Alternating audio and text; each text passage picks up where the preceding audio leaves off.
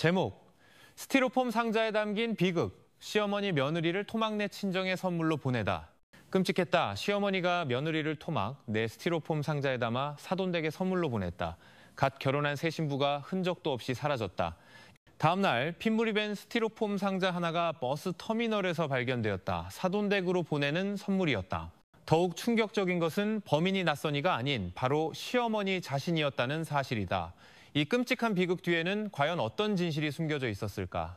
2023년 11월 말 강원도 평창의 외딴 산골 마을에 차가운 가을비가 내렸다.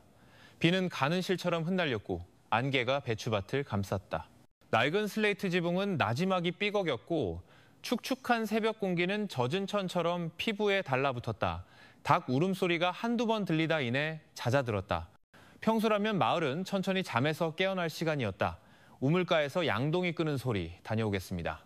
인사를 외치며 삐걱이는 대문을 여는 소리가 들려야 했다. 하지만 그날은 기이할 정도로 고요했다. 마을 전체가 숨을 죽이고 있는 듯했다. 감자밭 가장자리에 낡은 집 한 채가 서 있었다. 그 집에는 김옥자 여사라는 과부가 살고 있었다. 머리는 희끗희끗했고 눈빛은 날카로웠다. 20년 전 남편과 사별한 후 그녀는 오직 외아들 이민준 하나만 보고 살아왔다. 마을 사람들은 김 여사를 억척스럽지만 고집센 여자라고 불렀다. 그녀가 한번 옳다고 믿는 것은 누구도 꺾기 어려웠다. 아들 민준은 평창과 서울을 오가는 화물차 조수로 일하며 농산물을 실어 날랐다. 그는 얼마 전 최은서와 결혼했다. 춘천의 한 섬유 공장에서 일하며 생계를 꾸리던 28살의 아가씨였다. 은서는 부드럽고 손이 빨랐으며 예의 바르기로 소문이나 있었다. 처음에는 모두가 그 낡은 집에 온기가 돌 것이라 기대했다. 식탁 위에 밥그릇 3개, 밤마다 올리는 3사람의 기도. 하지만 시골의 삶이란 마치 배틀의 실과 같아서 작은 매듭 하나가 거대한 옹이를 만들기도 했다. 며느리는 살림을 잘해야지. 어느 날 밤 김 여사의 목소리가 부엌에서 들려왔다. 일만 하고 돌아와서 휴대폰만 붙들고 있으면 부엌은 누가 돌보냐? 목소리는 나지막했지만 가시가 돋쳐 있었다. 은서는 보통 말없이 한숨을 쉬고는 다시 가스레인지 앞으로 돌아갔다. 툇마루에 앉아있던 민주는 그저 아내를 달래려는 듯 바라볼 뿐이었다. 하지만 시간은 늘 그를 재촉했다. 그는 곧 일하러 떠나야만 했다. 가을비가 이어지면서 작은 소문들도 빗방울처럼 번져나갔다. 동네 안악들의 갯돈 모임에서 은서가 자기 몫의 돈을 따로 챙긴다는 이야기가 나왔다. 그 말을 들은 김 여사의 얼굴은 차갑게 굳어졌다. 한편 민주는 트럭 수리비로 생긴 빚을 숨기고 있었다. 갯돈과 빚이라는 두 개의 작은 물줄기는 마치 마룻바닥 아래로 스며드는 물처럼 집의 기둥을 썩게 할 순간을 기다리고 있었다. 그날 밤 비는 더욱 거세졌다. 부엌의 낡은 형광등이 깜빡이며 벽에 2개의 그림자를 비췄다. 하나는 가녀렸고 다른 하나는 꼿꼿했다. 민주는 어머니의 어깨를 두드리고 아내의 손을 부드럽게 잡으며 작별 인사를 했다. 빨리 와요. 은서가 속삭였다. 민주는 짧게 미소 짓고는 트럭으로 달려갔다. 엔진이 굉음을 내며 울렸고 바퀴 소리는 안개 속으로 사라졌다. 평소에는 돌멩이 하나로 받쳐두던 작은 대문이 그날 밤은 굳게 잠겨 있었다. 늦게 귀가하던 옆집 선영이 엄마는 의아하게 생각했다. 웬일로 대문을 다 잠갔지? 그녀는 우산 아래서 중얼거리며 서둘러 걸음을 옮겼다. 대문이 잠긴 후 무슨 일이 일어났을까? 오직 하늘과 그 집의 낡은 벽만이 알고 있을 것이다. 시골의 시간은 느리게 흘렀다. 하루 종일 담아두었던 말들이 결국 부엌에서 터져 나왔다. 생활비 문제, 갯돈 문제, 그리고 인정받지 못한 서름. 이 집은 내 피땀으로 일군 것이라는 시어머니의 자존심. 남편에게조차 기댈 곳 없는 아내의 외로움. 그리고 그들 사이에는 민준의 빈자리가 있었다. 그 공백은 종종 작은 소리를 큰 소리로 만들었다. 새벽녘, 바람이 더욱 거세졌다. 마을교회 박 목사님은 나무 창문을 닫으며 멀리 김 여사의 집 부엌불이 아직 켜져 있는 것을 보았다. 내일 다시 이야기해봐야겠군. 그는 오래전부터 했던 조언을 떠올렸다. 어쩌면 민준과 은서가 별채로 나가는 것이 서로에게 숨쉴 공간을 만들어줄지도 모른다고 생각했다. 아침이 밝았지만 비는 그치지 않았고 안개는 낮게 깔렸다. 김 여사가 하얀 스티로폼 상자를 들고 큰 길로 빠르게 걸어가는 모습이 보였다. 춘천에 있는 식구들에게 보낼 것 좀 있어서요. 그녀는 농산물 트럭 기사인 박 씨에게 말했다. 상자는 짐칸에 실려 채소 포대 사이에 놓였다. 아무도 더 묻지 않았다. 시골에서는 물건을 서로 붙여주는 일이 흔했다. 하지만 비밀은 종종 평범한 것들 속에 숨어 있었다. 잠긴 대문, 꺼지지 않는 부엌불, 혹은 하얀 스티로폼 상자. 그리고 비밀은 빗물처럼 언제나 터져나올 길을 찾기 마련이다. 그날 동서울터미널에서 오랫동안 억눌렸던 비밀이 마침내 문을 두드렸다. 그 소리는 크고 분명했으며 평창 산골의 작은 마을을 이전과 결코 같을 수 없게 만들었다. 그날 아침 동서울터미널은 분주했다. 휘발유 냄새와 튀김 냄새가 뒤섞였고 사람들은 가랑비를 피해 종종 걸음으로 달렸다. 평창에서 온 버스가 막 도착해 승객과 함께 주민들이 붙인 물건들을 내려놓고 있었다. 트럭 기사 박 씨가 운전석에서 내려 짐칸 구석에 있는 하얀 스티로폼 상자를 가리켰다. 상자 바닥은 축축했고 좁은 틈새로 흙탕물과 섞인 희미한 붉은 액체가 흘러나오고 있었다. 여기 산골 마을에서 온 물건이요. 그가 파란 셔츠를 입은 젊은이에게 소리쳤다. 은서의 사촌동생인 진우가 다가왔다. 상자를 들어 올리는 순간 그의 손에 차갑고 미끈한 감촉이 전해졌다. 그는 미간을 찌푸렸다. 아저씨, 냄새가 이상해요. 생선이나 닭고기 같지가 않은데요. 박 씨는 어깨를 으쓱했다. 김 여사님이 춘천 식구들 주라고 신선한 고기를 보낸다고 하던데 사람들이 하나둘 모여들기 시작했다. 몇몇은 코를 막았다. 한 직원이 제안했다. 한번 열어보죠. 상한 것일 수도 있어요. 만약 시체라도 나오면 우리가 덤터기 쓸 수도 있잖아요. 진우는 망설였다. 남이 붙인 물건을 터미널에서 열어보는 것은 예의가 아니었지만 의심은 점점 커졌다. 네, 조금만 열어서 확인해보죠. 직원이 과일 가게에서 작은 칼을 빌려왔다. 테이프가 찢어지는 소리가 요란하게 울렸다. 뚜껑이 절반쯤 열리자 차가운 공기와 함께 숨막히는 냄새가 터져나왔다. 녹슨쇠 냄새와 가슴을 짓누르는 비린내가 뒤섞여 있었다. 사람들은 본능적으로 뒷걸음질 쳤다. 구겨진 검은 비닐 아래로 창백한 회색빛 피부와 뻣뻣하게 굳은 손가락의 그림자가 언뜻 보였다. 세상에, 한 아주머니가 비명을 질렀다. 진우는 칼을 떨어뜨렸다. 그의 얼굴은 새하얗게 질렸다. 이건 평범한 고기가 아니야. 터미널은 순식간에 아수라장이 되었다. 누군가는 달아났고 누군가는 소리를 질렀으며 누군가는 즉시 경찰에 신고했다. 트럭 기사 박 씨는 상자를 맡길 때 너무나도 평온했던 김 여사의 얼굴을 떠올리며 주저앉았다. 평창경찰서의 형사들이 도착했다. 경찰은 노란색 폴리스 라인을 설치했다. 고참인 김 반장과 그의 팀원 최 형사가 장갑을 꼈다. 그들이 상자의 내용물을 완전히 열었을 때 모두가 침묵에 잠겼다. 사람의 신체 부위들이 비닐에 아무렇게나 쌓여 있었다. 일부는 고무줄로 묶여 있었고 일부는 그대로 드러나 있었다. 여성, 절단된 흔적이 있어. 이건 살인 사건이야. 터미널에 소음이 멎었다. 오직 슬레이트 지붕 위로 떨어지는 빗소리만 들렸다. 몇몇 상인들은 서둘러 가게 문을 닫았다.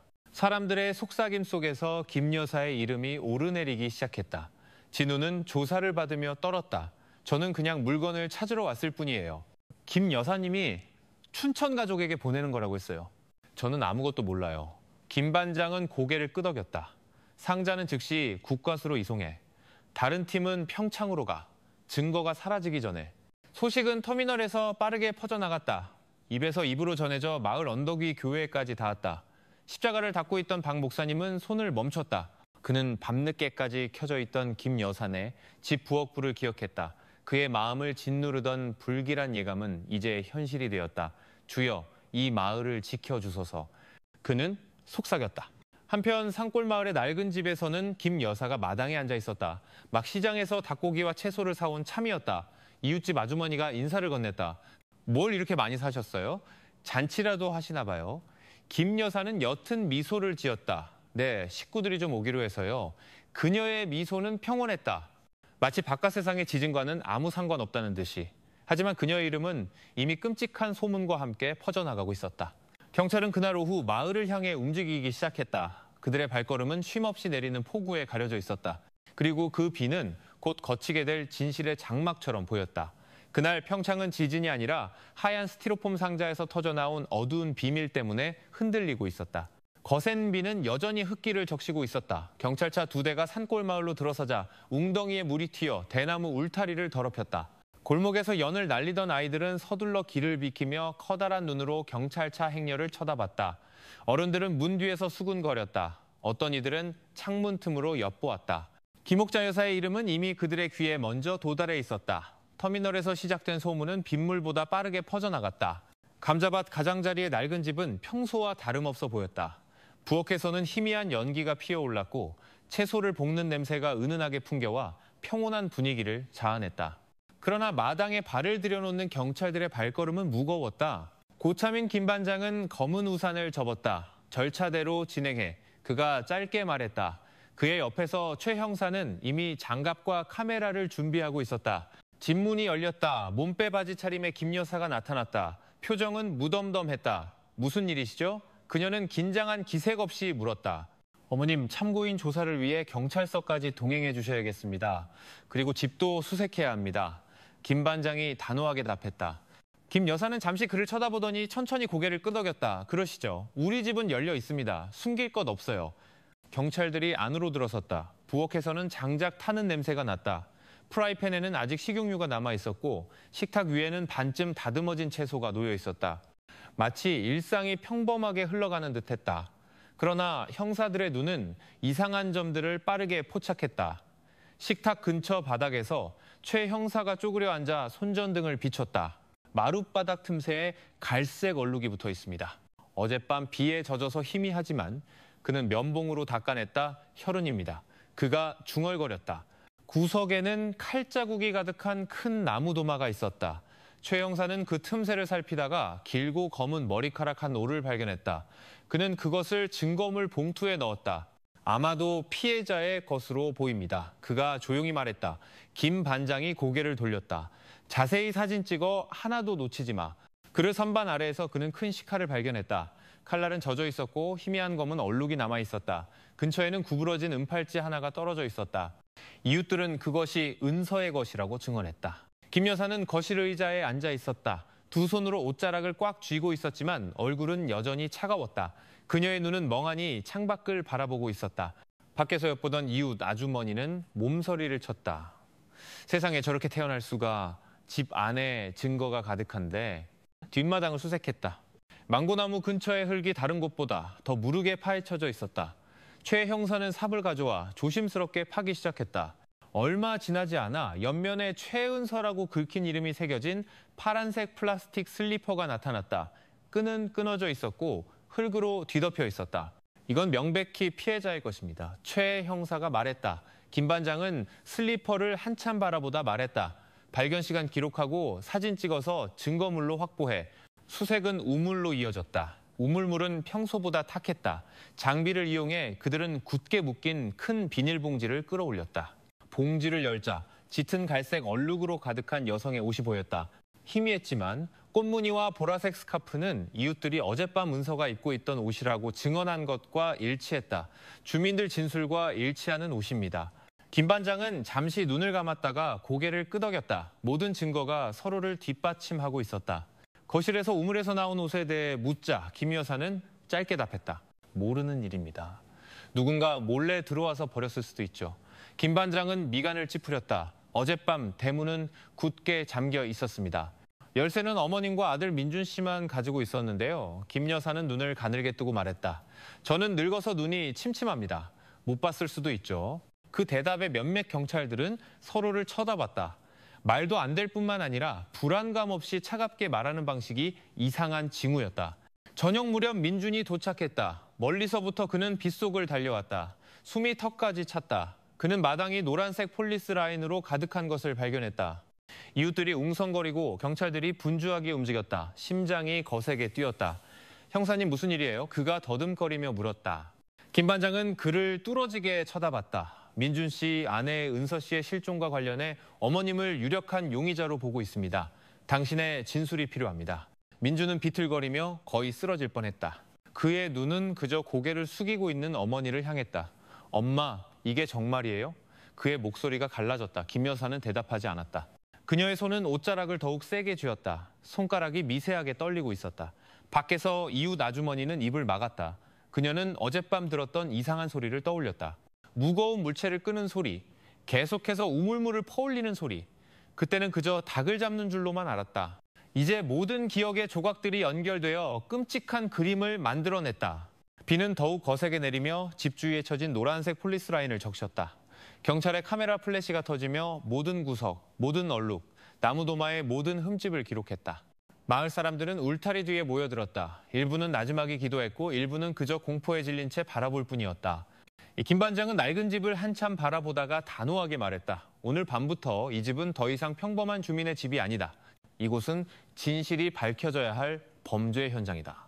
그날 밤 비는 여전히 부슬부슬 내리고 있었다. 경찰차가 김 여사를 태우고 평창경찰서로 향할 때 가로등 불빛이 안개 속에서 희미하게 깜빡이며 긴장된 분위기를 더했다.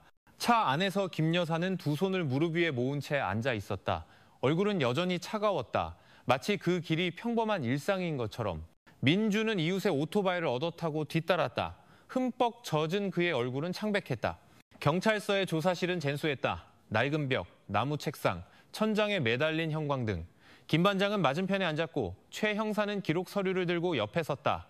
김이 나는 블랙커피 2잔이 놓여 있었지만 아무도 손대지 않았다. 김 여사님. 김 반장의 목소리는 낮고 차분했다. 저희는 댁에서 증거들을 발견했습니다. 머리카락, 슬리퍼, 옷, 그리고 식칼까지 모든 것이 은서 씨를 가리키고 있습니다. 설명해 주시겠습니까? 김 여사는 책상을 바라보며 옷자락을 쥐었다. 그리고 천천히 고개를 들었다. 모릅니다. 저한테 전부 뒤집어 씌우지 마세요. 최 형사가 끼어들었다. 하지만 어젯밤 대문은 잠겨 있었습니다. 열쇠는 어머님과 민준 씨만 가지고 있었고요. 다른 사람이 들어온 흔적은 없습니다. 김 여사의 눈이 빠르게 깜빡였지만 목소리는 여전히 차분했다. 열쇠는 복제할 수도 있는 거죠. 저는 아무것도 모릅니다. 김 반장은 최은서라는 이름이 적힌 흑투성이에 파란 슬리퍼 사진을 꺼냈다. 이것은 댁 뒤뜰에서 발견됐습니다. 어떻게 설명하시겠습니까? 김 여사는 사진을 오랫동안 쳐다봤다. 입술이 굳어졌다. 그녀의 목소리는 거의 들리지 않을 정도로 낮게 나왔다. 집에 물건이 많으니 그냥 떨어져 있었을 수도 있죠. 조사실은 고요했다. 오직 양철 지붕을 두드리는 빗소리만 들렸다. 민준이 안으로 불려 들어왔다. 젖은 옷이 몸에 달라붙어 있었다. 피곤한 얼굴이었다. 그는 천천히 앉아 어머니를 바라봤다. 엄마, 사실이 아니라고 말해줘요. 목소리가 떨렸다. 김 반장은 민준을 바라봤다. 어젯밤 떠나기 전에 무슨 일이 있었는지 이야기해보세요. 민준은 침을 삼키고 천천히 말했다. 그날 저녁, 은서가 늦게 퇴근했어요. 저녁을 차리긴 했는데 분위기가 냉랭했어요. 어머니는 아궁이 앞에 그냥 조용히 앉아 계셨고요. 제가 인사를 하고 나설 때 은서가 뭔가 말하고 싶은 듯 저를 쳐다봤지만 망설이는 것 같았어요. 어머니는 고개를 숙이고 계셨고요. 저는 그냥 평범한 다툼이라고 생각했어요. 그는 두 손으로 얼굴을 가렸다. 만약 제가 그날 밤 떠나지 않았더라면 그의 목소리가 갈라졌다. 최 형사는 빠르게 기록했다. 그럼 집에는 어머님과 은서 씨 단둘만 있었던 거군요. 민주는 힘없이 고개를 끄덕였다. 네, 둘뿐이었어요. 김 반장은 김 여사를 향해 고개를 돌렸다. 여사님, 분명히 당신과 은서 씨만 있었습니다. 그런데 지금 은서 씨는 사라졌습니다. 무엇을 숨기고 계신 겁니까? 김 여사는 턱을 들고 똑바로 쳐다봤다. 내 아들만 무사하면 돼. 그 말은 정적을 깨뜨렸다. 민주는 빠르게 고개를 돌렸다. 얼굴이 변했다. 엄마, 그게 무슨 말이에요? 은서는 제 아내예요. 누구를 위해서 무사하다는 거예요? 김 여사의 눈이 순간 번뜩였다. 너는 몰라. 그 애는 문제만 가져왔어. 네 돈, 네 시간 전부 빨아먹었지. 너는 내 하나뿐인 아들이야. 누구도 널 망치게 둘 수 없어. 민주는 충격에 휩싸였다. 의자가 삐걱거리며 뒤로 넘어갈 뻔했다. 엄마, 그게 절 지키기 위해서 제 아내를 죽였다는 이유가 돼요? 그의 목소리는 갈라졌고 손은 떨렸다. 김 반장이 신호를 보냈다. 2명의 경찰이 민준을 진정시키고 밖으로 데리고 나갔다. 복도에서 억눌린 울음소리가 들려왔다. 조사실 안에서 김 반장은 몸을 앞으로 숙였다. 여사님, 솔직히 자백하는 것이 형량을 줄이는 길입니다. 계속 부인하셔도 증거는 이미 충분합니다. 김 여사는 깊은 한숨을 쉬었다. 나는 민준이를 혼자 키웠어. 내 모든 땀과 상처는 그 애를 위한 거였어. 내 노력이 분수도 모르는 여자의 하나 때문에 망가지는 걸 원치 않았어. 최 형사는 김 반장에게 신호를 보내며 쳐다봤다. 그 말은 간접적인 자백이 될 수 있었다. 그러나 김 여사는 갑자기 녹화 카메라를 돌아보았다. 하지만 나는 죽이지 않았어요. 당신들이 잘못 짚은 거야. 조사실은 다시 고요해졌다. 형광등이 희미하게 윙윙거렸다. 비는 더욱 거세게 내렸다. 대기실에 민주는 주저앉아 있었다. 그의 얼굴은 두 손에 파묻혀 있었다.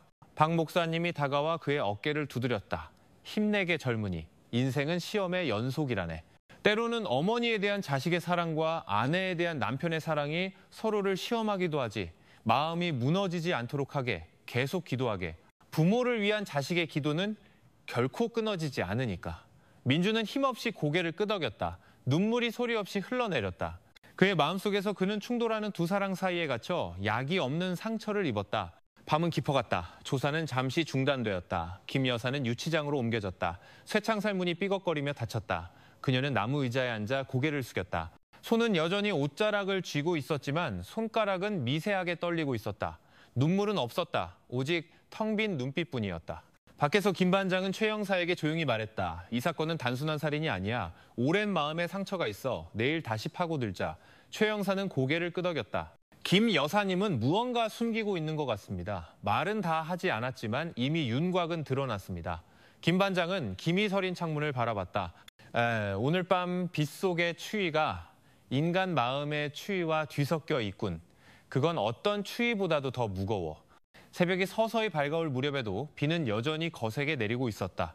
평창경찰서는 안개와 뼈를 애는 추위에 쌓인 듯했다. 밤새 침묵을 지키던 김옥자 여사는 다시 조사실로 불려왔다. 얼굴은 창백했고 머리는 조금 헝클어졌지만 눈빛은 여전히 날카로웠다. 그녀의 손은 처음부터 쥐고 있던 옷자락에서 떨어지지 않았다. 책상 맞은편에는 서류 더미를 앞에 둔 김 반장이 기다리고 있었다. 최 형사는 옆에 서서 모든 말을 기록할 준비를 하고 있었다. 김 반장은 낮고 차분한 목소리로 대화를 시작했다. 김 여사님, 어젯밤 계속 모른다고 하셨지만 증거와 증인들의 진술은 명백합니다.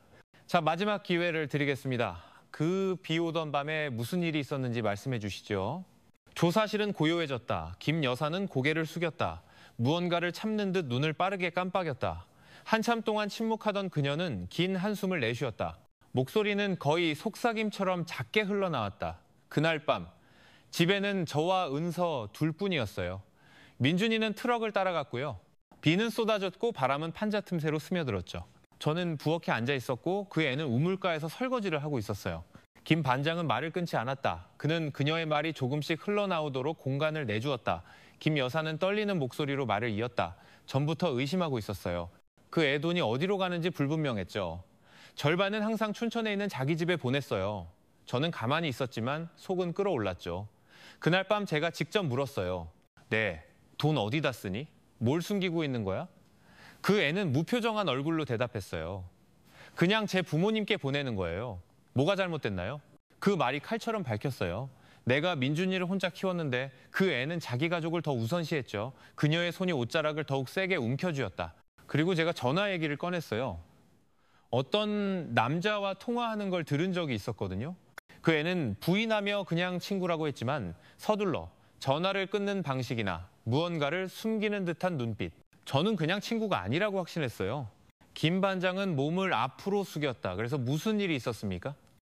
김 여사는 위잉거리는 형광등을 멍하니 바라봤다. 우리는 말다툼을 했어요. 빗소리는 점점 커졌지만 우리 고함 소리가 더 컸죠. 그 애가 말했어요. 어머님, 저랑 민준 씨 일에 참견하지 마세요. 그 말에 눈이 뒤집혔어요. 저는 일어서서 그 애를 쏘아봤어요. 그 애는 뒤로 물러나다가 의자에 발이 걸렸죠. 식탁 위에 식칼이 있었어요. 그럴 생각은 없었지만 피가 거꾸로 솟았어요. 제가 말했죠. 네가 좋은 아내가 될 수 없다면 차라리 떠나는 게 낫다. 그녀의 목소리가 잠시 쉬었다. 그녀는 잠시 눈을 감았다가 무미건조한 톤으로 말을 이었다. 그 애는 넘어졌어요. 머리가 나무 식탁에 부딪혔죠. 피가 흘러나왔어요. 그때 제가 도울 수도 있었지만 제 생각은 달랐어요. 저는 그의 얼굴을 보며 속으로 속삭였죠. 이 애가 사라지면 민준이는 내게 돌아올 거야. 아무도 내 아들을 빼앗아 갈 수 없어. 그녀는 침을 삼키고 나지막이 말했다. 저는 그 애 시신을 부엌으로 끌고 갔어요. 비는 쏟아졌고 천둥이 모든 소리를 덮었죠. 제가 한 짓이 잘못됐다는 건 알았지만 제 마음은 무언가에 지배당한 것 같았어요. 저는 어머니로서 해서는 안 될 방식으로 시신을 숨겼어요. 비닐 봉지, 스티로폼 상자, 모든 걸 제 손으로 직접 했죠. 다음 날 아침 저는 이웃들에게 춘천에 신선한 고기를 보낸다고 말했어요. 아무도 의심하지 않았죠. 김 반장은 잠시 눈을 감았다가 단호한 눈빛으로 다시 떴다. 그럼 이 모든 것을 의식적으로 하셨다는 거군요. 김 여사는 고개를 숙였다. 네, 의식은 있었지만 제 마음은 그게 민준이를 위한 길이라고 말했어요. 내 아들이 불행하게 사는 걸 원치 않았어요. 조사실 밖에서 민준은 문틈으로 들려오는 목소리를 들었다. 어머니의 말이 가시처럼 그의 심장을 꿰뚫었다. 무릎에 힘이 풀리고 가슴이 답답해졌다. 그는 일어나 건물 밖으로 달려가 공기를 찾았다. 대기실에서 기다리던 박 목사님이 뒤따라와 그의 어깨를 두드렸다. 젊은이, 때로는 부모의 사랑이 잘못된 길로 가기도 한다네. 자네 마음까지 무너지게 두지 말게. 어머니를 위해 기도하되 아내도 잊지 말게. 두 사람 모두 자네의 삶의 일부였으니까 민주는 고개를 숙였다. 어깨가 들썩였다. 아직 머리카락에서 떨어지는 빗물과 함께 뜨거운 눈물이 흘러내렸다. 그의 머릿속에서 은서의 부드러운 얼굴이 어머니의 지친 얼굴로 바뀌었다. 그리고 두 얼굴이 충돌하며 약 없는 상처를 남겼다. 한편 조사실에서 최 형사는 기록을 잠시 멈추고 불안한 표정으로 김 반장을 바라봤다. 반장님, 이건 명백한 자백입니다. 김 반장은 무겁게 고개를 끄덕이고는 다시 깊은 목소리로 물었다. 김 여사님, 이 자백은 녹화되고 있으며 나중에 법정으로 갈 것입니다. 후회하십니까? 김 여사는 침묵했다. 그녀의 눈이 잠시 젖었지만 금세 손등으로 닦아내고는 다시 차갑게 굳어졌다. 후회하지 않아요. 제가 후회하는 건 딱 하나예요. 왜 더 일찍 하지 않았을까 하는 것. 최 형사는 너무 놀라 손에서 펜을 거의 떨어뜨릴 뻔했다. 김 반장은 어두운 얼굴로 서류를 덮었다. 좋아, 전부 기록해. 오늘부로 김옥자 여사의 신부는 계획살인 혐의의 피의자로 전환된다. 경찰들이 김 여사를 유치장으로 데려갔다. 쇠창살 문이 무겁게 닫혔다. 처음으로 그녀의 손에서 옷자락이 풀렸다. 그녀는 축축한 벽을 멍하니 바라봤다. 마치 온 세상이 그 좁은 공간으로 축소된 듯했다. 김 반장은 김서린 창문 앞에 오랫동안 서 있었다. 최 형사가 다가와 조용한 목소리로 말했다. 반장님, 아직도 믿기지가 않습니다. 어떻게 어머니가 저렇게까지 잔인할 수 있을까요? 김 반장이 나지막이 대답했다. 때로는 오랜 마음의 상처가 외로움과 뒤섞여 마음을 돌처럼 만들기도 하지. 하지만 그래도 받아들이기 어려운 일이야. 두 사람은 침묵했다. 밖에서 들려오는 빗소리만 들렸다. 그날 밤 빗속의 추위가 인간 마음의 추위와 뒤섞여 빛이 쉽게 뚫고 들어올 수 없는 무거운 장막으로 경찰서를 뒤덮었다. 아침 해가 잿빛 구름 뒤에서 수줍게 얼굴을 내밀었다. 밤새 내린 비는 산골 마을의 흙길에 웅덩이를 남겨 발걸음마다 진흙 자국을 찍었다. 주말이었지만 마을의 분위기는 평소와 달랐다. 보통 농부들의 웃음소리로 가득했던 동네 식당은 이제 나지막한 대화로 채워졌다. 모두가 한 사람의 이름, 김옥자 여사에 대해 이야기하고 있었다. 식당 앞에서 몇몇 아저씨들이 뜨거운 커피를 마시며 앉아 있었다. 김 여사의 집에서 두 골목 떨어진 곳에 사는 한 이웃이 말했다. 아직도 믿기지가 않아.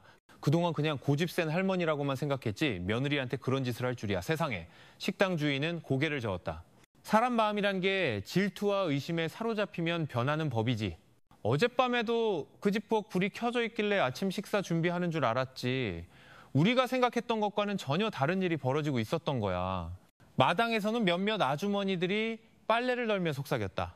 한 아주머니가 창백한 얼굴로 말했다. 시장에서 김 여사를 만났는데 고기를 많이 샀더라고. 식구들이 온다고 하길래 그게 다 핑계였다니. 다른 아주머니가 맞장구를 쳤다. 평소처럼 웃기까지 했는데 그 미소 뒤에 그런 끔찍한 생각을 하고 있었을 줄 누가 알았겠어. 그들은 서로를 쳐다보다가 서둘러 고개를 숙였다. 차마 말을 잇지 못했다. 마을 회관의 젊은이들도 예외는 아니었다. 보통은 밤늦게까지 농담을 주고받았지만 이제는 조용히 앉아있을 뿐이었다. 한 청년이 속삭였다. 어젯밤 그 집 앞을 지나갔는데 안에서 누가 작게 우는 소리가 들리는 것 같았어. 빈집인데도 말이야. 다른 친구가 서둘러 그를 나무랐다. 겁주지 마. 근데 솔직히 나도 밤에는 그 근처로 지나가기 무서워. 김 여사의 낡은 집은 이제 길 끝에 어둡게 서 있었다. 노란색 폴리스 라인이 여전히 대문에 걸려 있었다. 마을 사람들은 그 집을 죄의 집이라고 불렀다.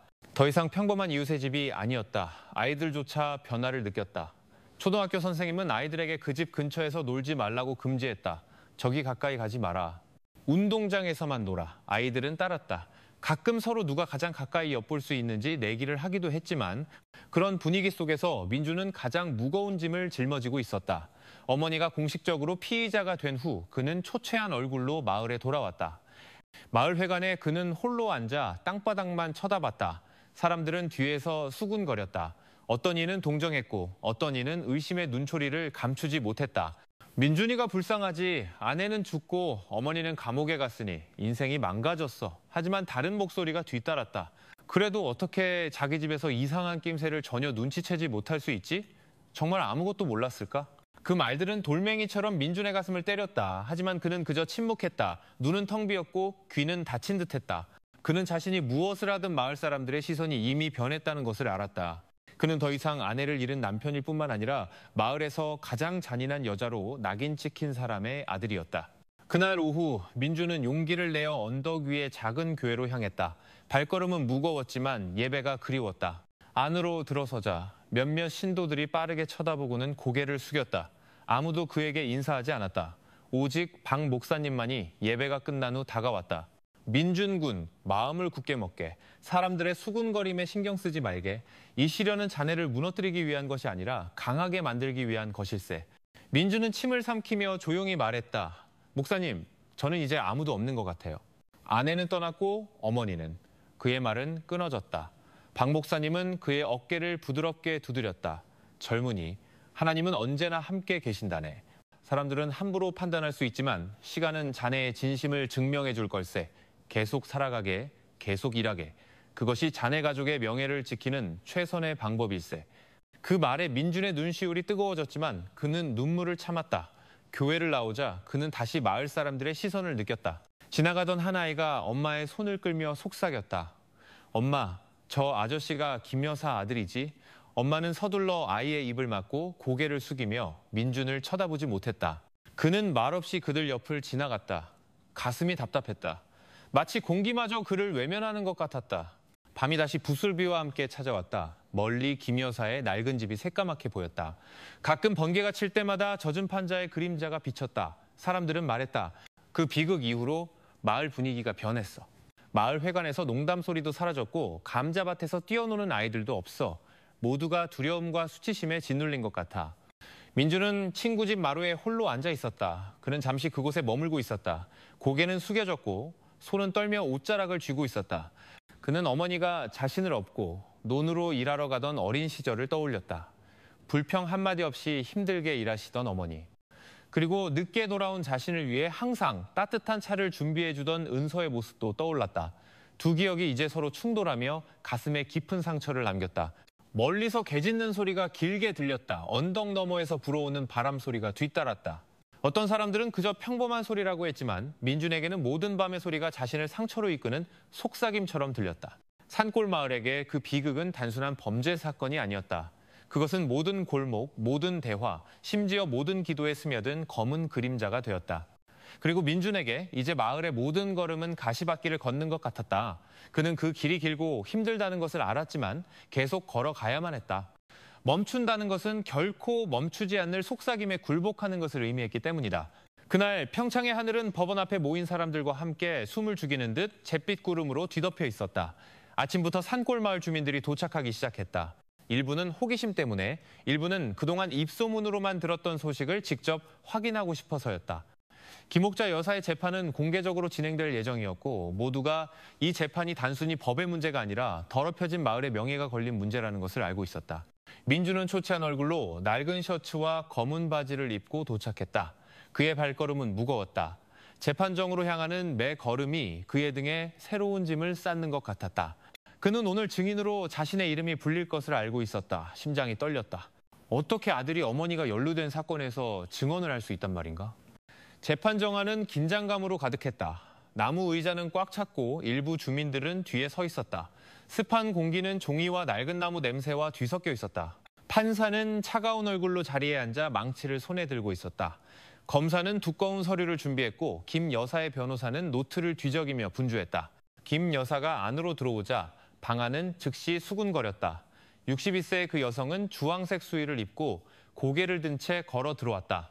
머리는 대충 묶여 있었고 시선은 공허했지만 사람들을 소름 돋게 하기에 충분했다. 판사가 큰 소리로 재판을 시작했다. 오늘 피고인 김옥자에 대한 형사사건 심리를 시작하겠습니다. 검사 측 공소 사실을 낭독해 주십시오. 검사가 일어서서 큰 목소리로 읽었다. 피고인은 특정 날짜 밤 자신의 며느리인 최은서를 원한과 아들에 대한 집착을 동기로 고의로 살해하였습니다. 피고인은 흉기를 사용했으며 피해자의 시신을 은닉하는 방식으로 범행을 은폐하려 했습니다. 그 목소리는 방 안에 울려 퍼졌고 몇몇 사람들은 더 이상 듣기 힘들다는 듯 입을 막았다.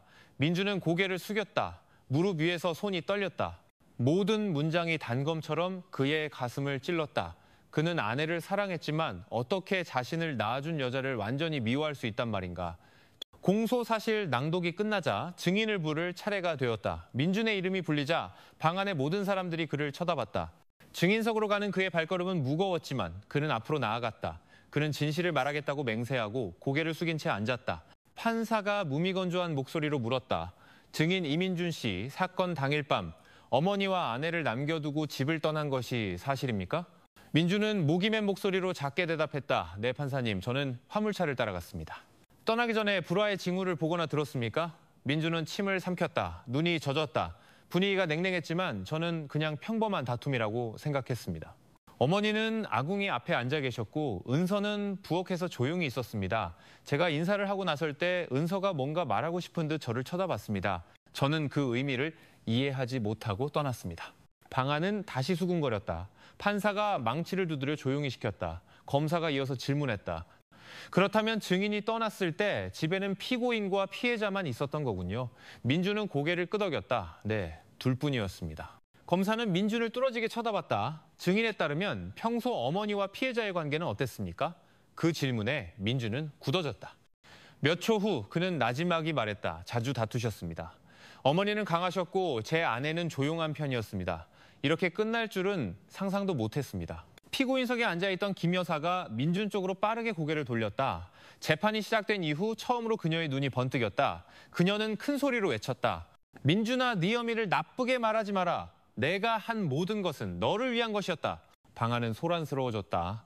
몇몇 사람들은 깜짝 놀랐다. 판사가 즉시 망치를 두드렸다.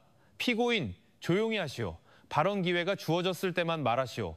민준은 고개를 더 숙였다. 어머니의 목소리가 그를 올가매는 족쇄처럼 느껴졌다. 그는 소리치고 싶었다. 자식의 사랑이 이런 식으로 시험받아서는 안 된다고 말하고 싶었다. 하지만 그의 목소리는 목구멍에서 사라졌다. 재판은 다른 증인들의 증언으로 이어졌다. 한이웃은 그날 밤 의자가 넘어지는 소리와 여자의 비명 같은 시끄러운 소리를 들었다고 증언했다.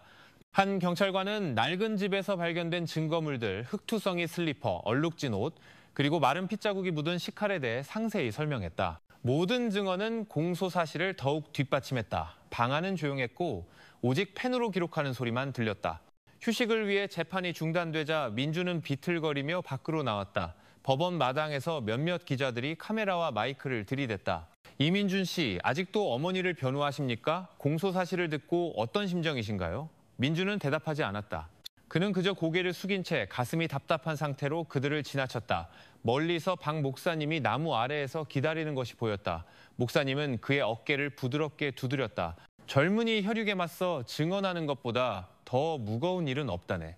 하지만 자네의 정직함이 비록 고통스럽더라도 상처를 닫는 길이 될 걸세. 폭풍 속에서 쓰러지지 않도록 하게. 민준은 천천히 고개를 끄덕였다. 이번에는 눈물이 흐르지 않았다. 하지만 그의 눈은 멀리 있는 무언가를 보는 듯 텅 비어 있었다. 그는 재판이 아직 길고 앞으로의 날들이 더 가벼워지지 않을 것임을 깨달았다. 하지만 그는 그 순간부터 자신이 더 이상 아들이나 남편이 아니라 평생 자신을 따라다닐 쓰라린 역사의 증인이라는 것도 알았다. 김 여사의 첫 재판이 열린 이후 산골 마을은 더 이상 예전 같지 않았다. 아이들 소리로 가득했던 길은 한산해졌고 식당은 대화의 중심지가 되었으며 교회는 사람들이 조용히 속삭이는 장소가 되었다. 모든 시선의 질문이 담겨 있는 듯했다. 민준은 시장에서 돌아오는 길에 고개를 숙이고 걸었다. 몇몇 사람들은 빠르게 쳐다보고는 그가 지나가자마자 분명하게 속삭였다. 불쌍한 친구야. 한 아저씨가 말했다. 하지만 어떻게 자기 집에서 무슨 일이 일어나는지 전혀 모를 수 있지? 다른 사람이 맞받아쳤다. 네, 그의 신고가 아니었다면 이 사건은 드러나지 않았을지도 몰라. 하지만 사실 처음부터 의심했을지도 누가 알겠어. 그 말들은 가시처럼 민준의 가슴에 밝혔다. 그는 모든 사람이 악의를 가진 것은 아니라는 것을 알았지만 공중에 떠도는 말들은 그를 마을에서 더욱 외롭게 만들었다. 그가 머물고 있는 집에서 민준은 마루에 앉아 있었다. 저녁바람이 젖은 흙냄새를 실어왔지만 그를 의심의 눈초리로 쳐다보던 사람들의 얼굴 그림자도 함께 가져왔다. 이번에는 울지 않았다. 그저 입술을 떨며 침묵했다. 마치 하고 싶은 말이 목구멍에 걸린 듯했다. 그날 오후 은서의 가족이 춘천에서 왔다. 연로한 그녀의 부모님은 천천히 마을 회관으로 걸어 들어왔다. 얼굴에는 세월의 주름이 가득했지만 눈은 눈물로 붉었다. 그들의 등장은 마을의 분위기를 긴장시켰다. 식당에 앉아있던 주민들은 이제 길가에 서서 조용히 지켜봤다. 마을 회관에서 아버지가 무거운 목소리로 말했다. 우리는 우리 딸이 그렇게 취급받는 것을 용납할 수 없습니다. 법이 바로 서기를 원합니다. 가족이라는 이유로 누구도 보호받아서는 안 됩니다. 목소리는 떨렸지만 눈은 날카로웠다. 함께 참석한 민주는 장인어른의 눈을 차마 쳐다볼 수 없었다. 그는 고개를 숙였다. 손가락을 서로 쥐었다. 은서의 어머니는 흐느껴 울었다. 목소리가 거의 들리지 않았다, 민준아. 내 딸이 너에게 인생을 맡겼는데 이게 무슨 일이냐? 네가 잘못이 없을지는 모르지만 딸이 너를 필요로 할 때 너는 그 자리에 없었어. 민주는 눈을 감았다. 가슴이 답답했다. 저는 그저 어머니를 너무 믿었던 아들이었습니다. 그가 나지막이 말했다. 이렇게 끝날 줄은 정말 몰랐습니다. 은서의 아버지는 긴 한숨을 내쉬고는 단호하게 말했다. 우리는 네가 벌받기를 원하지 않는다, 민준아. 하지만 네가 오른편에 서기를 바란다. 재판에 출석해라. 솔직하게 말해라. 누구도 감싸지 마라. 그렇지 않으면 너는 이 상처를 더 깊게 만드는 것과 같다. 그 말들은 주민들의 소문보다 더 깊게 민준의 마음을 찔렀다. 그는 양쪽에서 잡아당겨지는 기분이었다. 어머니에 대한 아들의 사랑과 이미 세상을 떠난 아내에 대한 남편의 의무 사이에서 그날 밤 비가 다시 내렸다. 마을 회관에서 한 무리의 젊은이들이 조용히 이야기했다. 은선의 가족 말이 맞아. 우리가 그들이었어도 화가 났을 거야.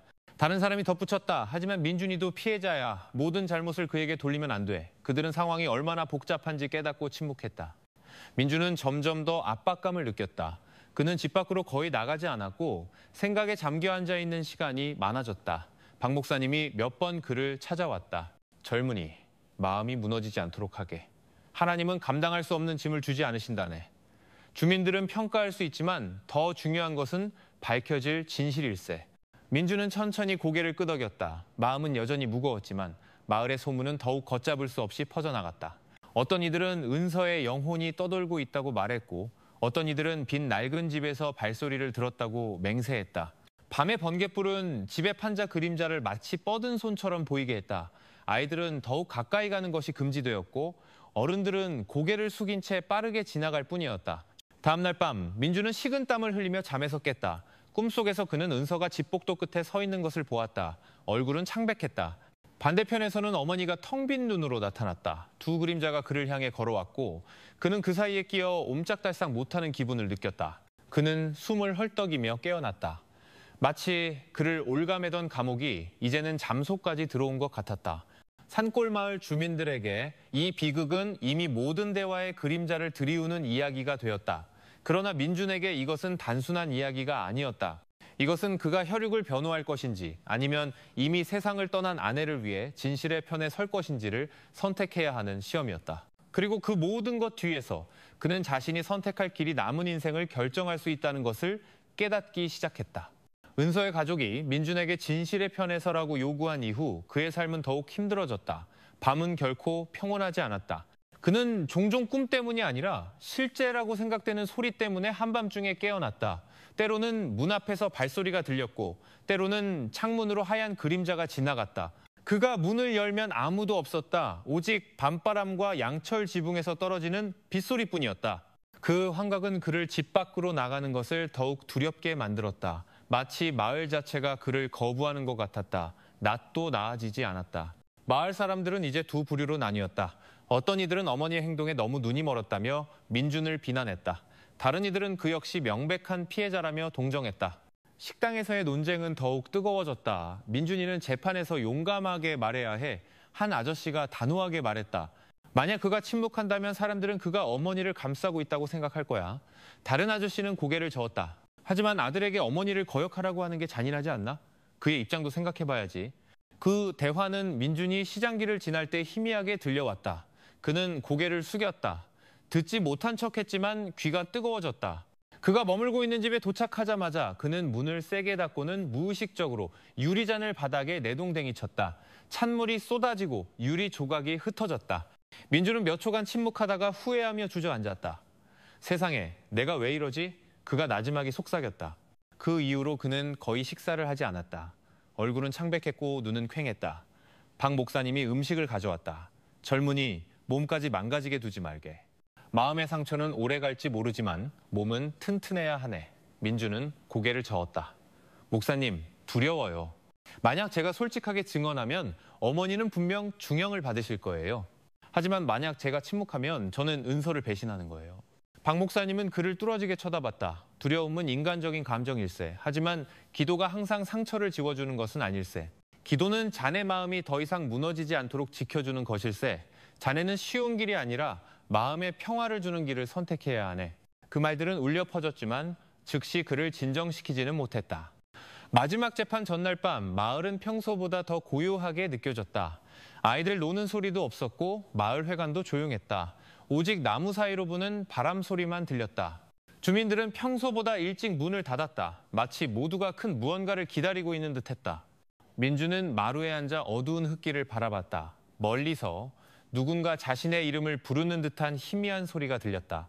가슴이 세차게 뛰었다. 그는 일어서서 소리가 나는 쪽을 쳐다봤다. 하지만 흔들리는 나무 그림자만 보일 뿐이었다. 그는 다시 앉아 자신을 끌어안았다. 내일 이 모든 것을 마주해야 해. 그가 중얼거렸다. 한편 춘천에서 온 은서의 가족은 법원 근처 친척 집에서 밤을 보냈다. 주민들은 그들이 저녁 무렵 어두운 얼굴로 걷는 것을 보았고 마을의 분위기는 더욱 무거워졌다. 누군가는 내일은 분명 시끄러울 거야 라고 속삭였고 다른 이는 민준이가 정말 솔직하게 말했으면 좋겠다고 말했다. 그날 밤 민주는 작은 교회에서 기도하려고 했다. 예배용 방석을 정리하고 있는 늙은 할아버지 한 분만 계셨다. 기도가 끝난 후 민주는 오랫동안 앉아 고개를 숙였다. 하나님, 제게 힘을 주세요. 누구도 배신하고 싶지 않습니다. 하지만 제 인생이 영원히 망가지는 것도 원치 않습니다. 할아버지가 그의 어깨를 조용히 두드렸다. 인생은 우리에게 어떤 상처를 감당할 수 있는지 선택하게 만들지. 고통 없는 길은 없지만 마음이 평온해지는 길은 있다네. 민주는 눈이 여전히 텅 비어 있었지만 고개를 끄덕였다. 그는 내일 아침 자신이 단순히 증인으로 앉아 있는 것이 아니라 자신이 어디에 설지를 결정해야 하는 아들로서 서게 될 것임을 알았다. 마지막 재판일이 다가왔다. 아침부터 평창지방법원 마당은 주민, 기자, 그리고 양측 가족들로 가득했다. 산에서 불어오는 차가운 공기가 모든 구석에서 느껴지는 긴장감과 뒤섞였다. 민주는 천천히 건물로 들어섰다. 얼굴은 창백했고 발걸음은 떨렸다. 그는 오늘 이 어머니뿐만 아니라 자신에게도 결정적인 날이 될 것임을 알았다. 재판정의 나무 의자는 꽉 찼다. 앞줄에는 은서의 가족이 어두운 얼굴로 앉아 있었다. 그들의 눈은 앞을 똑바로 응시했다. 다른 쪽에는 산골마을의 몇몇 이웃들이 참석했다. 일부는 궁금해서, 일부는 정의가 정말로 실현되는지 확인하고 싶어서였다. 판사가 단호한 목소리로 재판을 시작했다. 오늘 우리는 검사의 구형과 피고인 측, 변호인의 변론을 듣겠습니다. 그 후 재판은 판결 단계에 들어갑니다. 망치 소리가 울리자 방안은 즉시 조용해졌다. 검사가 두꺼운 서류철을 들고 일어섰다. 목소리는 확신에 차 있었다. 존경하는 재판장님, 피고인 김옥자는 자신의 며느리 최은서를 계획적으로 살해한 범죄가 명백히 입증되었습니다. 물적 증거, 증인 진술, 그리고 피고인 자신의 자백이 이를 뒷받침합니다. 이에 우리는 피해자와 유가족을 위한 정의의 형태로 무기징역을 구형하는 바입니다. 검사의 모든 단어는 방안에 울려 퍼졌다. 몇몇 사람들은 고개를 끄덕였다. 어떤 이는 고개를 숙였고 어떤 이는 조용히 흐느꼈다. 민주는 앞에 있는 나무 책상을 쳐다봤다. 손은 뻣뻣하게 굳어 있었다. 변호인이 일어설 차례였다. 그는 부드러운 어조로 분위기를 진정시키려 했다. 존경하는 재판장님, 피고인이 큰 잘못을 저지른 것은 사실입니다. 하지만 우리는 그 배경 또한 살펴봐야 합니다. 어렵게 살아온 늙은 과부, 하나뿐인 아들을 잃을지도 모른다는 두려움에 사로잡혀 있었습니다. 그녀는 분명 잘못했습니다. 하지만 정신적 압박감이 그녀를 통제 불능 상태로 만들었습니다. 남은 생애 동안 회개할 기회를 가질 수 있도록 관대한 처벌을 간청합니다. 변호인의 말에 방안은 웅성거렸다. 동의하는 목소리도 있었고 분노하는 목소리도 있었다. 은서의 아버지가 얼굴이 붉어진 채 일어섰다. 그러나 판사가 즉시 망치를 두드렸다. 조용히 하시오. 재판은 아직 끝나지 않았습니다. 판사는 민준을 앞으로 불러 핵심 증인으로서 마지막 진술을 하도록 했다. 분위기는 즉시 조용해졌다. 민준의 발걸음은 무거웠다. 그는 증인석 앞에 서서 판사를 바라본 뒤 어머니 쪽으로 잠시 시선을 돌렸다. 김 여사는 더 이상 날카롭게 쳐다보지 않았다. 이번에는 마치 아들에게 편을 선택하라고 도전하는 듯 차갑고 옅은 미소를 띠고 있었다. 판사가 물었다. 이민준 씨, 피고인의 아들이자 피해자의 남편으로서 우리가 판결을 내리기 전에 하고 싶은 말이 있습니까? 민준은 침묵했다. 방안의 분위기는 더욱 압박적으로 변했다. 누군가 의자에서 몸을 움직일 때 나는 삐걱거리는 소리가 선명하게 들릴 정도로 고요했다. 민주는 손바닥이 차가워지는 것을 느꼈다. 그리고 그는 증인석을 꽉 쥐었다. 손가락 마디가 하얗게 변했다. 그는 머릿속에서 두 개의 목소리가 들리는 것 같았다. 정의를 외치는 은서의 울음소리와 충성을 간청하는 어머니의 목소리. 은서의 가족은 희망에 찬 눈으로 그를 쳐다봤다. 반면 어머니의 옅은 미소는 여전히 차갑고 날카롭게 새겨져 있었다. 민주는 잠시 눈을 감고 긴 숨을 내쉬었다. 존경하는 재판장님, 그의 목소리는 마침내 작지만 분명하게 들렸다. 저는 제 어머니를 사랑합니다. 하지만 이미 일어난 일에 눈을 감을 수도 없습니다. 은서는 제 아내였습니다. 그녀는 그런 대우를 받아서는 안 됐습니다. 저는 단지 그녀의 영혼이 평안을 찾고 저 또한 더 가벼운 마음으로 나아갈 수 있도록 정의가 실현되기를 바랄 뿐입니다. 그 말의 방안은 술렁였다. 어떤 이는 눈물을 흘렸고 어떤 이는 긴 한숨을 내쉬었다. 은서의 아버지는 소리 내어 울었고 어머니는 그의 어깨를 꽉 껴안았다. 김 여사는 여전히 침묵했다. 옅은 미소는 사라지고 굳은 얼굴로 바뀌었다. 판사는 천천히 고개를 끄덕였다. 좋습니다. 증인의 진술은 기록되었습니다. 판결을 선고하기 전에 잠시 휴정하겠습니다. 망치가 두드려졌고 분위기는 즉시 소란스러워졌다. 민주는 자기 자리로 돌아갔다. 가슴은 답답했지만 조금은 후련했다. 그는 방금 한 말이 과거를 바꿀 수는 없지만 앞으로 어떻게 나아갈지를 결정할 수 있다는 것을 알았다. 오랜 시간 만에 처음으로 그는 편을 선택했다고 느꼈다. 비록 그 결과가 평생 그를 따라다닐지라도 건물 밖에서는 비가 부슬부슬 내리기 시작했다. 기자들이 몰려들었고 주민들은 수군거렸으며 은서의 가족은 눈물을 흘리며 서로를 껴안았다. 민주는 법원 계단에 서서 잿빛 하늘을 바라봤다. 그는 긴 숨을 내쉬었다. 오늘이 고통의 끝이 아니라 그가 살아가야 할 새로운 현실의 시작이라는 것을 깨달았다. 그날 오후 재판정은 다시 사람들로 가득 찼다. 잠시 그쳤던 비가 이제 부슬부슬 내리며 침울한 분위기를 더했다. 판사가 진지한 얼굴로 들어섰다. 모두가 일어섰다가 망치가 두드려진 후 다시 앉았다. 민주는 자리에 앉아 있었다. 심장이 세차게 뛰었다. 그는 앞으로의 몇 분이 자신의 모든 삶을 바꿀 것임을 알았다. 판사가 단호한 목소리로 시작했다. 판결 선고를 위해 재판을 속개합니다. 방안은 즉시 조용해졌다. 오직 양철 지붕 위로 떨어지는 빗소리만 들렸다. 재판부는 법적 고려 사항을 하나씩 낭독했다. 낡은 집에서 발견된 물적 증거, 그날 밤의 소란에 대한 이웃들의 증언, 그리고 혈흔이 섞인 증거물에 대한 경찰의 진술, 그리고 아들을 잃을지도 모른다는 두려움에 기반한 범행이라는 피고인의 자백이 더해졌다. 이 모든 사실이 판사가 말했다. 명확한 그림을 형성했습니다. 김 여사는 유죄입니다. 민주는 뻣뻣하게 앉아 있었다. 두 손은 차가웠다. 마치 피가 흐르지 않는 것 같았다. 그는 주위 사람들의 숨소리를 들었다. 모든 숨결이 그의 귀를 때리는 것 같았다. 앞줄에 앉은 은서의 가족은 긴장한 채 앉아 있었다. 눈은 눈물을 참느라 붉었다. 판사가 마침내 말했다. 피고인의 나이와 자백을 포함한 모든 상황을 고려하여 재판부는 피고인 김옥자에게 무기징역을 선고합니다. 망치가 3번 두드려졌다. 그 소리는 대낮의 천둥처럼 정적을 깨트렸다. 방안은 즉시 소란스러워졌다. 몇몇 사람들은 안도의 한숨을 쉬었다. 어떤 이는 다행이다라고 외쳤다. 은서의 아버지는 고개를 숙이고 아내의 어깨에 기대어 울었다. 은서의 어머니의 눈물은 하염없이 흘렀다. 이번에는 슬픔뿐만 아니라 안도감 때문이기도 했다. 그들은 서로를 꽉 껴안았다. 마치 무거운 짐이 조금은 덜어진 듯했다. 민주는 움직이지 않고 앉아 있었다. 몸은 감각이 없었고 머릿속은 텅 비었다. 판사의 망치 소리는 양날의 검 같았다. 한쪽은 아내를 위한 정의를 세웠고 다른 한쪽은 어머니를 평생 감옥에 가뒀다. 김 여사는 판결이 선고된 후 일어섰다. 얼굴은 여전히 차가웠다. 항의도 눈물도 없었다. 그녀는 짧게 고개를 숙이고는 교도관을 따라 꼿꼿하게 걸어 나갔다. 한 번도 뒤돌아보지 않고 작지만 단호한 걸음으로 재판정을 떠났다. 기자들이 즉시 움직였다. 카메라가 모든 순간을 담았다. 경찰은 밖에서 군중이 더 소란스러워지지 않도록 경비를 섰다. 주민들은 서로 밀쳤다. 일부는 더 가까이서 보고 싶어 했고 일부는 결국 벌을 받았네. 민준이가 이 모든 걸 감당해야 하니 불쌍하다고 속삭였다. 민주는 힘없이 건물 밖으로 걸어 나왔다. 박 목사님이 다가와 그의 어깨를 두드렸다. 젊은이 정의는 세워졌네. 이제는 있는 것이 아니라 받아들이는 법을 배울 차례일세. 이 상처는 사라지지 않을지 모르지만 받아들임으로써 계속 나아갈 수 있다네. 민주는 고개를 숙였다. 목소리가 거의 들리지 않았다. 목사님, 모든 것을 잃은 것 같아요. 아내는 떠났고 어머니는 감옥에 있고 저는 혼자예요. 이 세상에 제가 있을 곳이 아직 남아있는지 모르겠어요.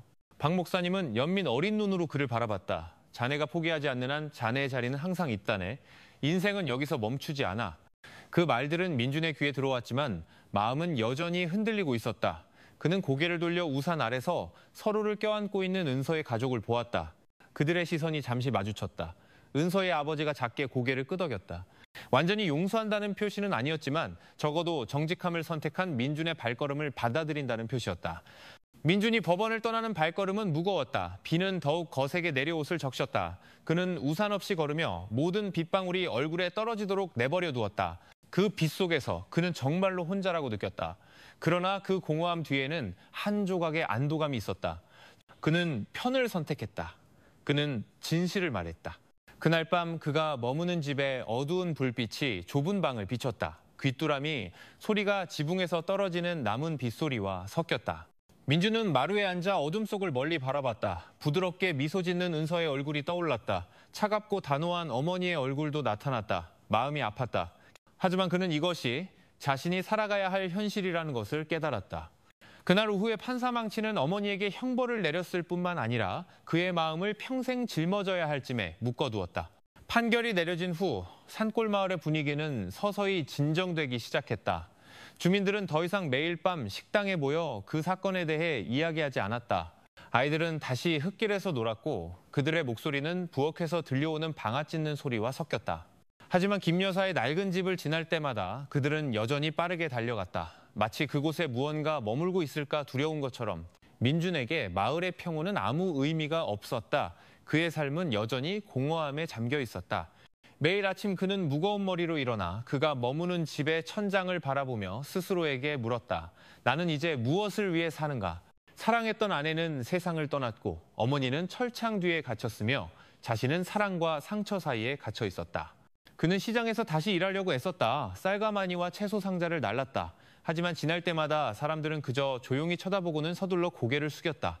수군거림은 없었지만 오히려 그 시선이 더 깊게 찔렀다. 마치 수천 마디 말보다 더 많은 것을 말하는 것 같았다. 밤도 결코 조용하지 않았다. 때로는 집 주위에서 발소리가 들리는 것 같았고 때로는 여자가 나지막이 부르는 소리가 들리는 것 같았다. 어느 날 밤 그는 어머니의 텅 빈 낡은 집 앞에 섰다. 이웃집 불빛이 창문에 반사되었고 그는 은서를 닮은 희미한 그림자가 안에 서 있는 것을 보았다. 심장이 세차게 뛰었고 몸이 굳었다. 그가 다가가자 그림자는 사라지고 자신의 얼굴 반사만 남았다. 박 목사님은 여전히 자주 찾아왔다. 그는 소박한 선물을 가져왔다. 때로는 따뜻한 튀김 한 봉지뿐이었다. 어느 날 오후 그는 말했다. 젊은이, 마음이 공허하게 느껴진다면 선행으로 채워보게. 다른 사람을 위해서가 아니라 자네 자신의 마음을 진정시키기 위해서 말일세. 무언가를 심거나 이웃을 돕거나 아니면 그저 교회를 위해 물을 깃는 것. 이 모든 것이 불안한 영혼에게 약이 될 수 있다네. 민주는 천천히 고개를 끄덕였다. 그 말들은 마음에 남았다. 비록 마음이 완전히 회복되지는 않았지만 은서의 가족은 가끔 행정적인 일을 처리하기 위해 마을에 왔다. 민준을 만날 때마다 그들은 말을 많이 하지 않았다. 은서의 어머니는 잠시 쳐다보고는 고개를 숙였고 아버지는 작게 고개를 끄덕였다. 드러나는 증오는 없었지만 따뜻함도 없었다. 그들의 관계는 이제 미끄러운 오솔길 같았다. 지나갈 수는 있지만 항상 조심해야 했다. 민주는 작은 일들을 시도하기 시작했다. 그는 마을 가장자리에서 한 이웃의 밭일을 도왔다. 그의 거친 손은 잡초를 뽑고 모종을 심고 흙에 물을 주는데 익숙해지기 시작했다. 그 활동이 그의 상처를 지워주지는 않았지만 적어도 머리를 조금 더 평온하게 만들었다. 어느 날 아침 그는 오랜만에 교회에 다시 갔다. 새벽 기도 종소리가 울릴 때 그는 복잡한 감정으로 들어섰다.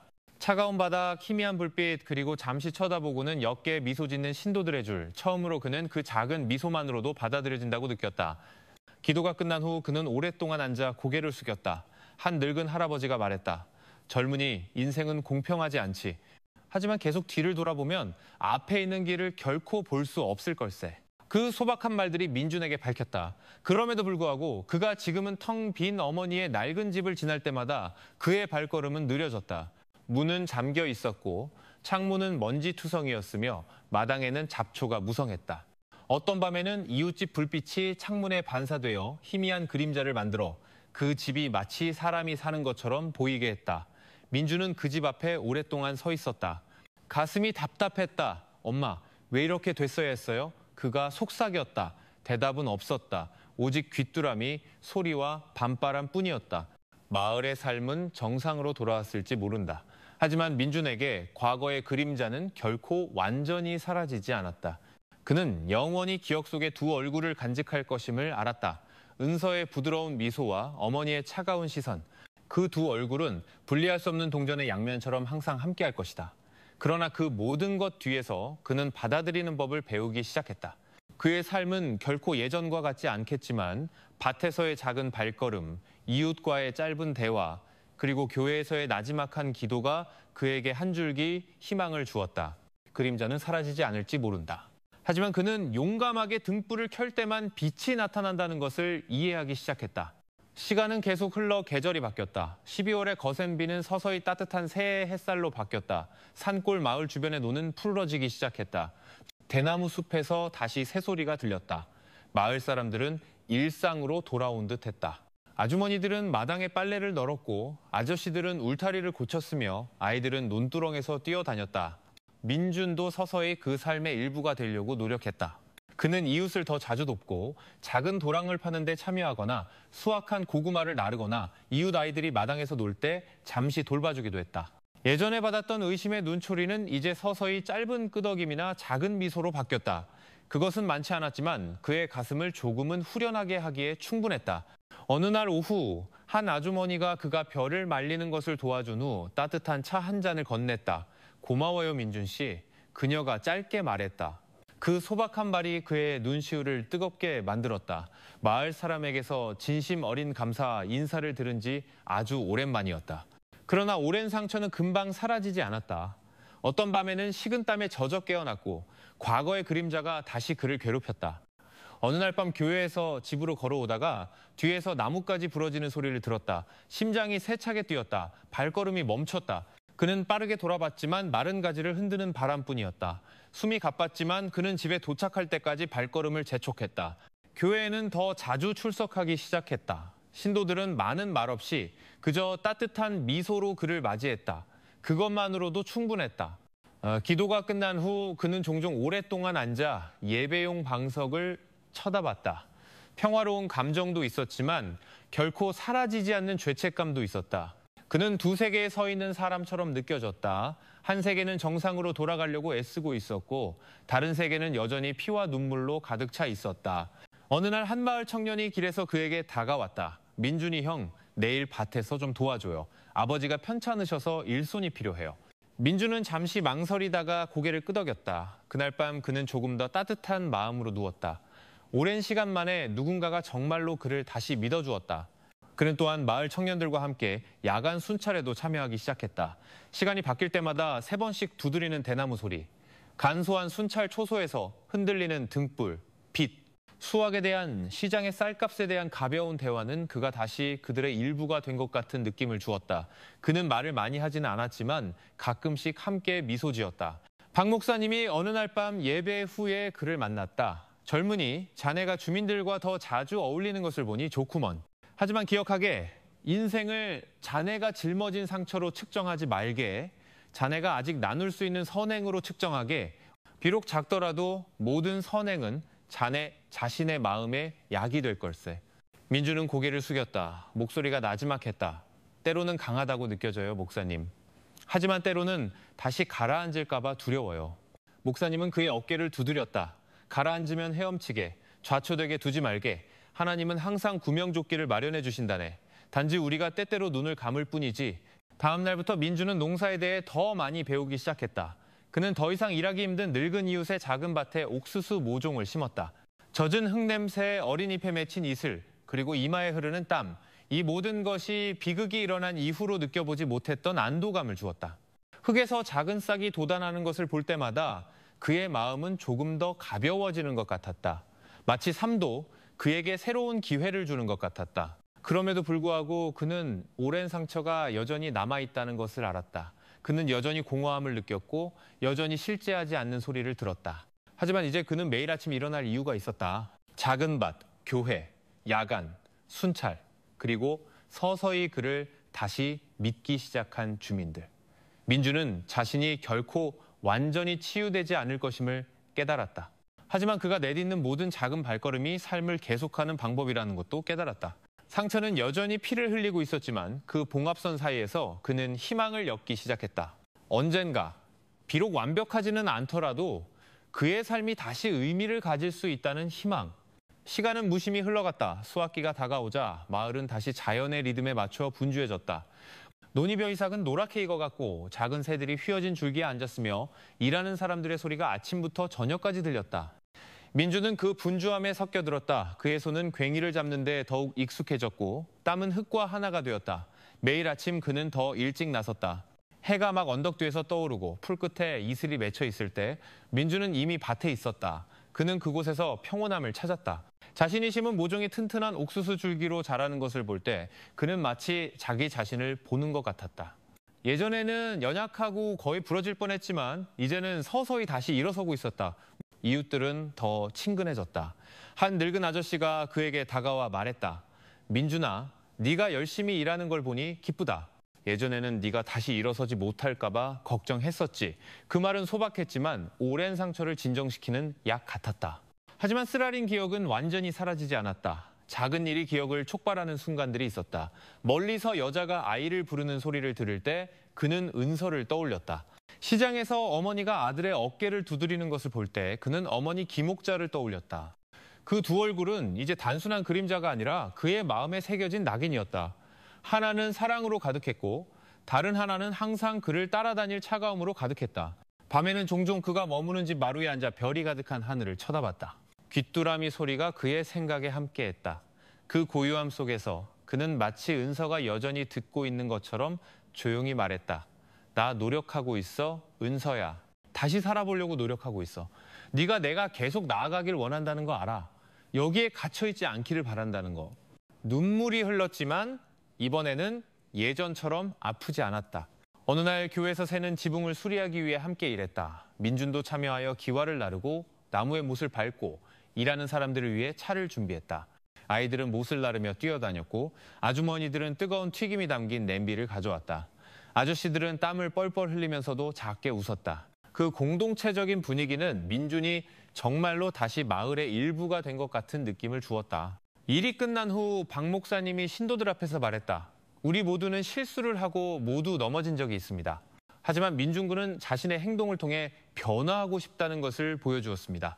말로만이 아니라 신뢰로 그를 지지합시다. 분위기는 잠시 조용해졌다가 몇몇 사람들이 고개를 끄덕였다. 어떤 이는 그의 어깨를 두드렸고 어떤 이는 악수를 청했다. 오랜 시간 만에 처음으로 민주는 단순히 용납되는 것이 아니라 온전히 받아들여진다고 느꼈다. 그럼에도 불구하고 그는 자신을 속이지 않았다. 그는 과거의 기억이 항상 존재할 것임을 알았다. 악몽이 여전히 찾아올지도 모른다는 것을 알았다. 하지만 이제 그는 돌아갈 곳이 있었다. 쓰라린 기억으로 가득 찬 낡은 집이 아니라 그를 다시 받아들이기 시작한 마을, 그를 진정시키는 교회, 그리고 그에게 희망을 주는 작은 밭. 어느 날 저녁 해가 서서히 언덕 뒤로 지고 하늘이 주황색으로 물들었을 때 민주는 밭에 서 있었다. 메뚜기 소리가 공기를 채웠고 저녁 바람이 옥수수 줄기를 흔들었으며 황금빛 햇살이 논이 수면에 반사되었다. 그는 눈을 감고 젖은 흙냄새와 신선한 바람을 깊이 들이마셨다. 내 인생은 완벽하지 않을지도 몰라. 그가 중얼거렸다. 하지만 비 온 뒤에 벼가 노랗게 익듯이 폭풍이 지나간 후에도 인생은 달콤한 열매를 맺을 수 있어.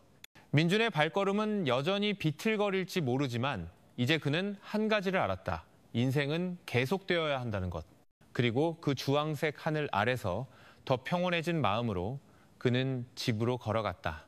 민준의 삶은 우리 모두에게 거울과 같다. 인간은 깊은 나락으로 떨어질 수 있지만 여전히 다시 일어설 기회가 주어진다는 것을 보여준다. 그가 겪은 상처는 결코 사라지지 않을 것이다.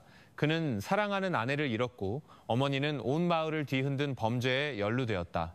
그러나 그 모든 고통 속에서 그는 더 소중한 한 가지, 바로 버텨낼 힘을 발견했다. 우리는 종종 고통이 모든 것의 끝이라고 생각한다. 하지만 민준의 이야기에서 우리는 고통이 오히려 새로운 시작이 될 수 있다는 것을 배운다.